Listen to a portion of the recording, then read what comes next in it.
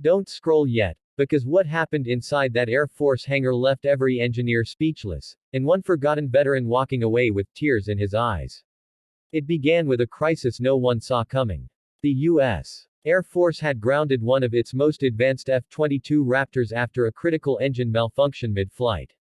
The aircraft, worth over $150 million, was the pride of the base, but for 3 weeks straight, no one could get it to start again. The nation's top engineers had been flown in, mechanical teams had run every diagnostic possible, and yet, the engine refused to come alive. The commander of the base, Colonel Reed, was out of options and time. The next day, the jet was scheduled for a classified demonstration to foreign defense officials. Canceling it wasn't just embarrassing, it could risk millions in funding. That night, Reed sat in his office, exhausted, staring at the photo of his old squadron from a decade ago. His eyes fell on one man, a quiet, skilled mechanic named Ethan Cole. A single dad, a decorated veteran, and one of the best aircraft technicians Reed had ever known. But Ethan had retired early, after losing his wife in a car accident. He'd walked away from service to raise his little daughter, Lila, alone. At that moment, Reed made a call that would change everything. "Cole, I need your help." Ethan hesitated. He hadn't stepped foot on base in 5 years. Life had been about school lunches, late-night homework, and fixing old farm trucks just to pay bills. But something in Reed's voice pulled him back. The same duty, the same fire that had once burned in his own heart. When Ethan arrived at the hangar the next morning, every engineer turned to look. His boots echoed through the silence, his worn jacket marked with faded squadron patches. "He's the one they called." One of the techs whispered skeptically. Ethan didn't respond. He just walked up to the jet, laid his hand on the cold steel, and closed his eyes. He listened. Not to the noise of the hangar, but to the memory of hundreds of engines he'd tuned before. "She's not broken," he murmured.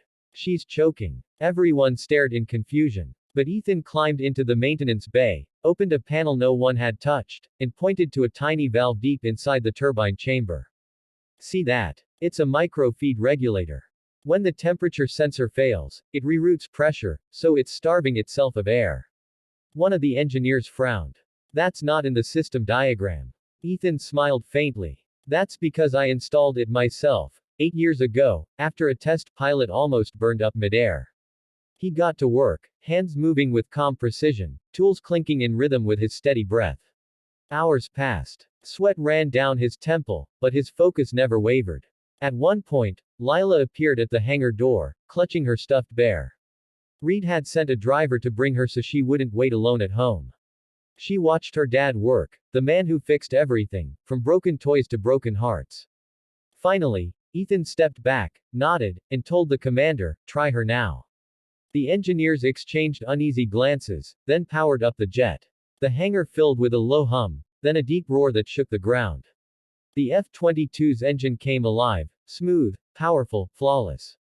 The same experts who'd failed for weeks just stood there in stunned silence. One of them whispered, "How did you even know where to look?" Ethan wiped his hands, looked at his daughter, and simply said, "Because I built her to never quit, just like I taught my girl." Reed approached him, pride and guilt mixing in his voice. "We should never have let you walk away.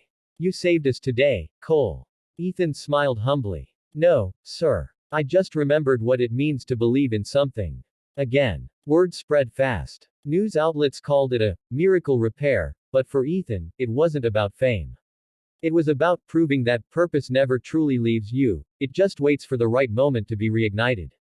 Later that night, as he and Lila sat beneath the stars outside the hangar, she asked softly, "Daddy, are you going back to work now?" He looked at her, smiled, and said, "Maybe not for the Air Force, sweetheart. But I'll keep fixing what's broken, just like today." And when she leaned her head on his shoulder, the rumble of the F-22 in the distance wasn't just the sound of victory. It was the sound of a father finding himself again, and a little girl realizing her hero never really stopped being one. So if you're watching this right now, remember Ethan's story. Sometimes, the world forgets the quiet ones who once gave everything. But it only takes one moment, one call, one act of faith to bring their light back.